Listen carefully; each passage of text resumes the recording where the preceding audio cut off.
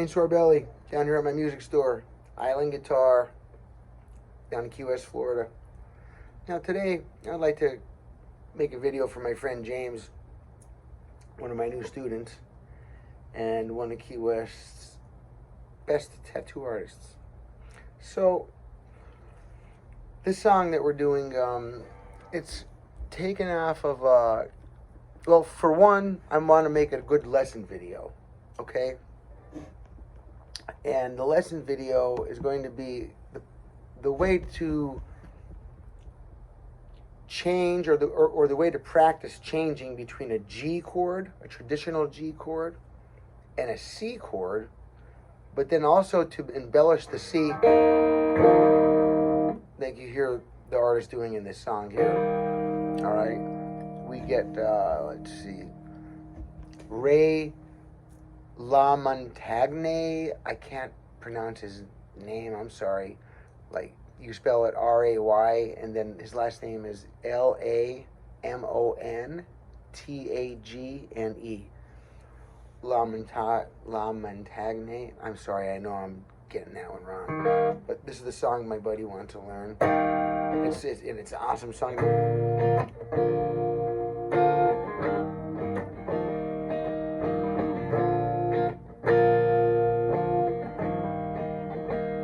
So, before we can start diving into the song too deep, we have to learn these few techniques. You know, the G chord, for those that may not know that. Now, there's two ways to make a G here. You can do it like this, or you can do it like this. I like this way, but you can use either. It doesn't matter. Notice as well, we have what's called the capo. That's this clamp at our 3rd fret, okay? So when I'm saying do a G chord, that now, once you put a capo on, that is like the nut of your guitar here. So your G would normally be at your 3rd fret from the nut, okay? So because of that now, my G is going to be here, which is the 1, 2, 3, 3rd fret from the capo, or the now nut, okay? There's my G. We go to the C chord, all right? 1st fret, 2nd string, skip a string, 2nd fret, next string up, next fret.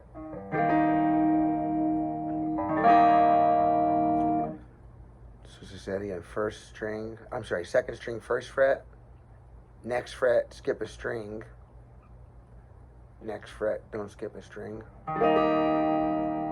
Now, advice here. Most people, when they're first learning this chord, their fingers are laid back and they're bumping the adjacent strings. You hear that muffled out? So when you're trying to do it won't work. It's dead. Because this finger is laying, and the pad of my finger is touching the string below it, and it's cutting out the string before it gets to this note. So what I need to do is get my finger up and over that note. You see, my hand needs to come up and over the string, over the one under it. How that happens is by bringing my knuckle line here out in front of the fretboard. Okay, if my knuckle line is back here when I'm doing the chord, my fingertips, the further back my hand is under the fretboard, watch. You can see the tips of my fingers just bending down, hitting those strings, making everything sound like crap. So you want to get this part of your hand and push it out in front of the fretboard. That's right. Now I kind of leave this part of my hand, my 1st knuckle, almost always right under the fretboard. And then I use my knuckle line. I bring it out either in front of the fretboard or out behind it. If I'm trying to pull something back, then my knuckle line is going back behind the fretboard. If I'm trying to reach out in front and come up over a string to perform a chord, then most likely my knuckle line is going to be out in front of the fretboard. So in order to get that out there in front of that, the easiest way is to watch where your elbow is. If your elbow is out like this, your knuckle line is coming back under the fretboard. If your elbow comes into your belly or into your waist, then you notice my knuckle goes out in front of the fretboard, and it allows my fingers to come back up and over and hook up over the strings. not touching the strings below, which in turn leads to a clean sounding chord, not muting out any of the adjacent strings. Now, once you can do the C chord without bumping the adjacent strings, then you can try the embellishment. Now that is, I don't want to make it sound simple. The idea is simple, but it's very hard to do, okay? Before I strum the chord, I just lift my middle finger up off of that E note there. And then after I strum the chord, I hammer on. Now I practiced it at first many times with just the one finger. Now my friend earlier, he went to do it here. See, it was never getting to this finger because it was bumping this finger. So we learned how to pull the hand out in front, get up over these strings, and then get that to work. Remember, take your finger off, pick the string, and then while it's ringing out, hammer your finger on the wanted fret, wanted note. That's why it's called a hammer-on. While playing the chord, we call the move an embellishment. Slang is salt and pepper, you know, spicing it up, right?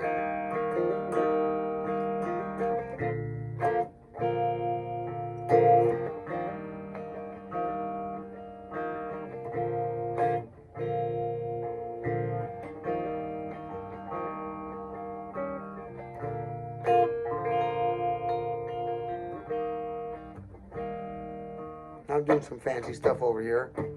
Not too fancy, but it's not entry level. So the way I would practice this as an entry level student, for sure, or someone that just wants to make sure that they're covering everything from the ground up, not missing any of these steps, important steps, all right? You start off like this, a G,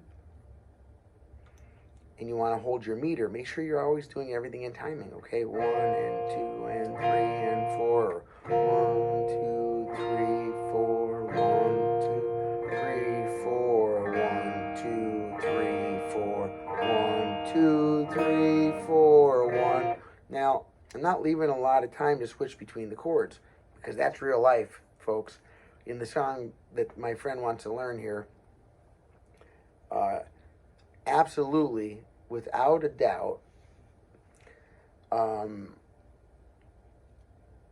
there's no way that you have to do the embellishments to sound like the song. Number one, I just want to make sure I'm saying that. You don't have to do all of the fancy and the fancy strumming in order to play the song and sing it campfire style or for your friends or sitting on your couch or whatever. You don't have to do it full-fledged. It's nice to do that, and it's a great hobby to learn how to work your way up to that, but you don't have to do that. In the beginning, it's better to use the song as a good exercise to become a better guitar player, a better musician. In this case, I'll go from the G and be like 1. Now, because we don't have a lot of time to change between the chords, an important thing to do is to learn how to choreograph our moves. Always keep the timing in mind first because the timing is the most important part of a song, okay? You keep your time. And once you establish the time in your meter, mostly songs are in groups of 4, okay? This is no exception, that's for sure. Oh, by the way, the name of this song is Such a Simple Thing, okay? Such a Simple Thing. And this song is not such a simple thing, but it's not such a hard thing either. It's a good song for those that know some things on the guitar, but that they're not an expert yet or whatever. It's good for anybody if they like the song. Let's be real about it. Now, in order to build up your speed to be able to move quick enough from one chord to the next, one of the most important things that we can learn is this choreographing that I'm talking about. A process in that is a building up process, right? Like you don't start trying to bench press 1,000 pounds. Well, let's say realistic. You don't start trying to bench press 250 pounds. You start with like 50 and you work your way up, right? You don't start off jogging 10 miles. You start off jogging a half mile and then you work your way up. Same thing here. So in order to switch the chord in time, you have to do it slowly first, and then you can get faster. If you practice it incorrectly fast, then you're just going to become a master at your mistakes, and you'll become a master of your own errors. In other words, you'll become an incredibly great, efficient person at sucking on the instrument. So don't do that to yourself, okay? Now, what we're going to do is I'm going to show you this technique. Here's what we want to build it up to. Okay, I'll show you what we're hoping for. This 1, 2, 3, 4, 1, 2, 3, 4, and 1 and 2, 3 and 4 and 1 and 2 and 3 and 4. Now, if you notice, I'm switching the chord very quickly to fit it in timing because the beat can't stop just because I can't change the chord in time. No, songs don't work like that. So in order to learn how to do it in time, you have to slow this one down so that you have a chance in not starting at 200 pounds, right? Starting at 50 pounds and working your way up. Start slow and grow. Now, a great technique as well, aside from, because if you go too slow over here, we often lose the feeling of the song if you go too slow. So a technique would be to start, instead of strumming 4 strums per measure, 1 for every beat, you strum the first 2 beats of the measure, and then you take that second and third beat, the third and fourth beat of the measure, and use that time to change to the chord. So like this, let me give you an example. Okay, 1 and 2 and 3 and 4 and 1 and 2 and 3 and 4 and a 1, 2 and 3 and 4 and a 1 and 2 and a 3 and a 4 and a 1 and 2 and 3 and 4 and a 1 and a 2 and a 3 and a 4. So you can start off by strumming the first 2 beats and using the second 2 beats worth of time to change the chord so that you're ready to hit the 1 and the 2 of the new chord of the new measure, right? Now, this is an easy way. You can track your progress because you can start off doing the first 2, and then once you have changing those chords in time good or well enough, right?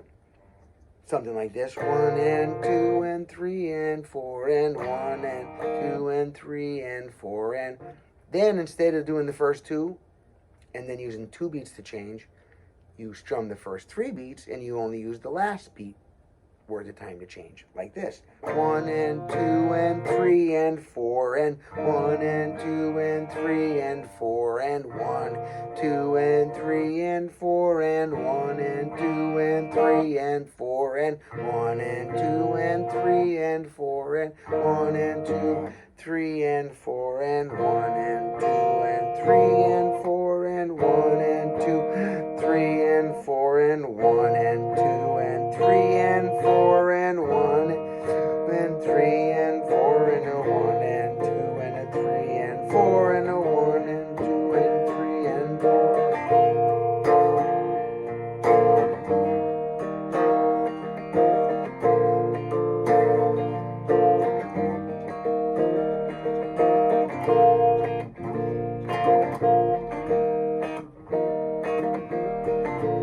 All right, Wayne Sorbelli here. I appreciate you guys taking your time to leave me comments. I appreciate if you like the video. Super appreciate subscribing and sharing. Any interaction at all is much appreciated. It allows us to move forward and keep lighting and passing torches of the mighty stringed piece of wood. I love it. So simple, yet so complicated. Okay, everybody, strum happy, pick well, smile often. Thank you. Bye-bye.